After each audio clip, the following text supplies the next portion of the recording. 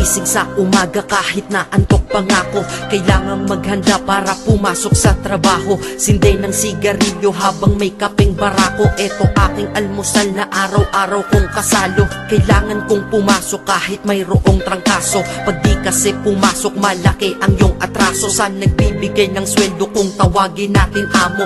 Kailangan doble kayod para amo ay maamo. Sa sobra mong trabaho parang ang sama-sama mo. Sa iyong anak na di mo na laging maasikaso. Kailangan yung buksan ang isipan na sarado. Sa buhay minsan talo at hindi laging panalo.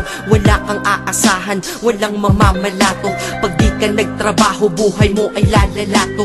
Kahit pagod ka na ang sinasabi mo wala to. Mahirap ang mabuhay, anong magagawa ko? Kailangang magtrabaho upang mabuhay sa mundo.